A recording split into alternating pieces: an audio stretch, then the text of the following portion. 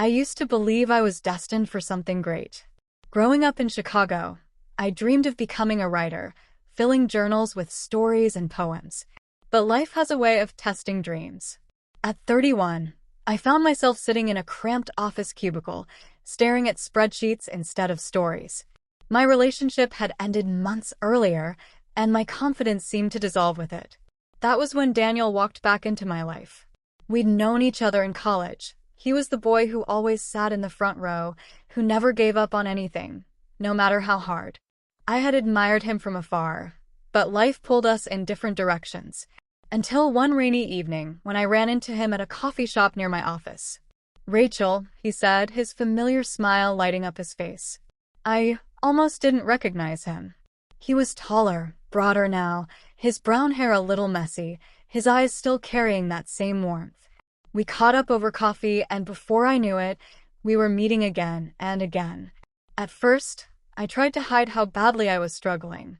Daniel would ask, "How's work?" And I'd plaster on a smile and say, "Fine." But one night, after a particularly brutal day when I'd been chewed out by my boss for a mistake that wasn't even mine, I broke. "I can't do this anymore," I confessed as we sat on my couch. "I'm failing at everything. My career, my relationships, my life." Daniel shook his head. "You're not failing, Rachel. You're surviving. And that's strength." But I couldn't believe him. "Please stop saying that. Stop believing in me. I don't deserve it." He leaned forward, his eyes steady. "Then I guess you'll just have to deal with me. Because I'm not stopping." Daniel's persistence was relentless, but not in the way that overwhelmed me, in the way that lifted me. When I told him I wanted to quit writing because no one would ever read my words, he showed up the next day with a leather-bound notebook. On the first page, he wrote, "For the stories only you can tell." When I felt too tired to get out of bed on weekends, he'd knock on my door with coffee and say, "Okay, 10 minutes of fresh air. That's all. Just walk with me." And somehow, those walks always turned into hours of conversation under the city lights. I begged him more than once, "Please stop trying so hard. I can't give you anything back." And every time his answer was the same, "I don't want anything back. I just want you to remember who you are." It was winter when things shifted. I had entered a short story contest on a whim, encouraged by Daniel, though I was convinced I wouldn't even be shortlisted. Weeks later, an email arrived. Finalist. I stared at the screen in shock, tears filling my eyes. Daniel was the first person I called.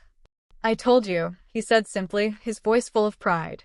"I never stopped believing in you." That night, for the first time in years, I felt something stir inside me, hope. But healing isn't a straight line. Some days I slipped back into doubt. I worried Daniel was wasting his time on me, that eventually he'd realize I wasn't worth it. One evening, I blurted out, "Why do you keep doing this? Why me?" He looked at me, his voice quiet but firm. "Because you've always been worth it. Even when you couldn't see it." Slowly, what began as friendship deepened into something more. The way he reached for my hand during late-night walks. The way his laughter filled spaces that used to feel empty. I hadn't planned on falling in love again. In fact, I'd promised myself I wouldn't. But with Daniel, it didn't feel like falling. It felt like coming home. Months later, the contest held a small reading event for finalists. I was terrified to stand in front of strangers and read my work. Backstage, my hands shook as I whispered, "I can't do this." Daniel was there, of course. He took my trembling hands in his. "Yes, you can. And if you forget every word, I'll be right here reminding you." I begged him again, half laughing, half terrified, "Please, just stop believing in me. It's too much pressure." He smiled softly. "Rachel, I can't stop. It's who I am. And you're who I choose to believe in." I went on stage. My voice shook at first, but as I read, something shifted. For the first time, I felt proud of myself. After the event, Daniel wrapped me in a hug. I whispered against his shoulder, "I think I finally believe in me too." He pulled back just enough to look at me, his eyes shining. That's all I ever wanted. And in that moment, I realized his belief hadn't just carried me. It had rebuilt me. Looking back now, I see how close I came to giving up on myself. But Daniel never stopped. Not when I begged, not when I pushed him away, not when I doubted every part of me. And because he never stopped, I started again. I started writing. I started hoping. I started loving. The truth is, his belief changed everything. He never stopped believing in me, and because of that, I finally learned how to believe in myself.